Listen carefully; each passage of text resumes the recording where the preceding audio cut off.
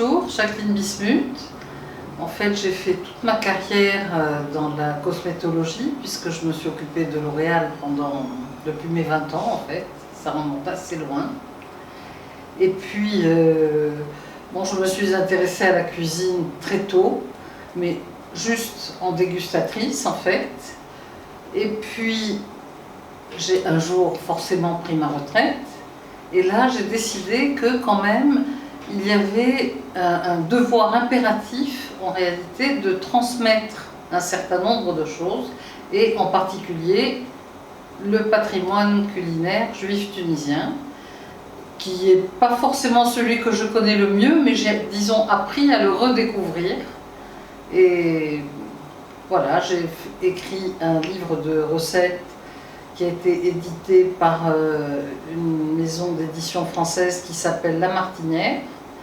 Ils sont numéro 1 mondial du beau livre, du livre d'art.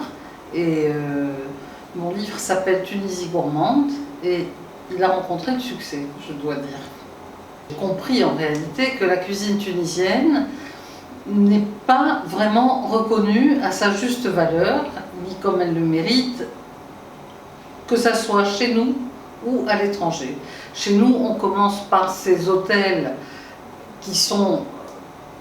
il y a des milliers de lits, donc des milliers de touristes qui ne connaissent pas du tout la cuisine tunisienne. On leur sert, entre guillemets, une cuisine internationale épouvantable. Et il y a une soirée tunisienne qui ressemble plus à du folklore qu'à la réalité. Donc je me suis dit, ok, on va essayer de parler de notre cuisine à tous ces gens qui sont à l'étranger et qui, quand on leur parle de cuisine maghrébine, n'ont comme référence que le Maroc. J'ai rien contre la cuisine marocaine, elle est très bonne. Je pense que la nôtre est plus riche, plus variée, plus diverse en fait. Donc, pour faire découvrir un maximum de recettes aux consommateurs, en fait, j'ai décidé d'organiser un repas, une sorte de festin que nous préparons en fait pour le 21 octobre à l'Institut du Monde Arabe à Paris. Et nos invités sont des grands chefs, plusieurs chefs étoilés, des chefs qui montent un peu, si vous voulez, un peu à la mode, et des jeunes également qui sont encore dans les écoles, mais très prometteurs.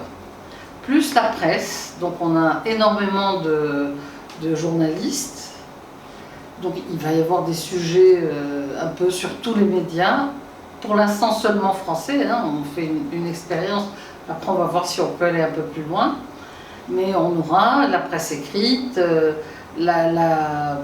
le web évidemment, les télévisions, enfin des radios, toutes sortes de médias, et on va faire parler de notre cuisine. On va présenter 3 recettes de couscous. En fait, on soutient également par ce biais la candidature du couscous au patrimoine mondial de l'humanité.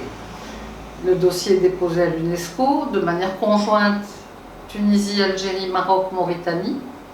Mais on pense qu'on a de bonnes chances d'être agréé en fait.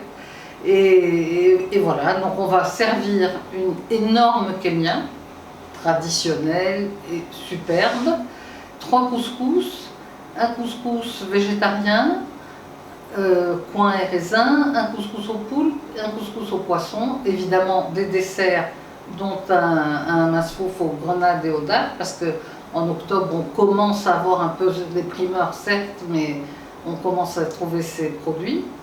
Et d'autres desserts très typiques tunisiens. Donc on espère un gros succès. Notre projet, à la suite de ça, est de demander aux chefs, surtout aux chefs très connus en réalité, de servir, si possible, le même week-end, un couscous dans leur restaurant. Et là, on retournera avec les équipes de presse, filmer, faire des micro-trottoirs, bien développer, c'est-à-dire essayer de faire connaître la Tunisie par sa gastronomie. Je vais vous dire mes parents, pour commencer, c'est évident. Hein. Et puis, des rencontres professionnelles, amicales, Je n'ai pas plus de réponses que ça en fait, parce que je idole. grappille, non, une idole non, mais je trouve que chacun a énormément de choses à dire et à montrer, et moi j'essaye de grappiller un peu partout le meilleur, quoi. Enfin ce qui me semble être le meilleur.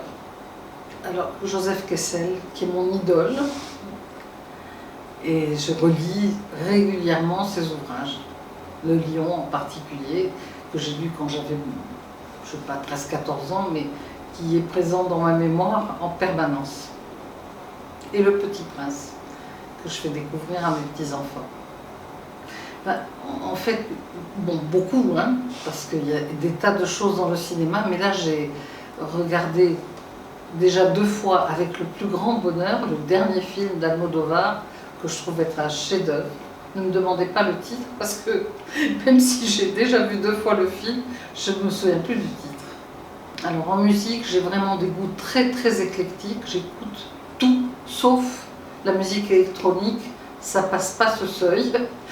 Ma musique préférée, que je dois impérativement écouter tous les jours, c'est de la musique liturgique. J'adore les messes, et je trouve que c'est vraiment une musique qui me transporte, et que je chante avec plaisir. Le bord de mer. Le bord de mer, ça bouge tout le temps, on peut imaginer des tas de choses rien qu'en regardant l'horizon, enfin c'est d'une richesse extraordinaire. Moi, la ville où je suis née, la Goulette. Le couscous tout d'abord, sous toutes ses formes, et le deuxième plat que je trouve tellement raffiné, c'est la bouleria. On dit que c'est le mets du roi, et je trouve que c'est vrai. Ben, les deux. Pour les préparer, en fait, on s'en fait tout un monde, mais c'est un des plats les plus faciles à préparer. Il faut juste un peu de patience, parce qu'il nécessite une cuisson extrêmement longue, mais on ne regrette pas, il n'y a qu'à le surveiller gentiment, tranquillement. Et c'est vraiment un plat, pour moi, un des plats les plus raffinés de la cuisine tunisienne. Non, je ne connais pas les recettes anciennes traditionnelles. J'ai en fait gardé des goûts en mémoire d'enfance. Ma grand-mère était une excellente cuisinière. Bon, elle a disparu, j'avais 15 ans, donc je n'étais pas encore admise à la cuisine, on va dire. Mais j'avais gardé tous ces goûts en mémoire et j'ai tout reconstitué. Donc mes méthodes ne sont pas forcément académiques. En plus, j'ai tout vraiment simplifié et modernisé. Et je peux vous garantir que le résultat est excellent. Oui, vraiment, ne laissez rien perdre de votre patrimoine, de votre richesse culturelle. N'allez pas chercher ailleurs ce que vous avez chez vous. Au contraire, essayez vraiment, vraiment de promouvoir tout ce que vous avez en vous, tout ce que vous ont transmis vos parents, vos grands-parents, vos ancêtres, vos amis, vos voisins. Vraiment, on a un patrimoine riche à cultiver, à conserver, à promouvoir.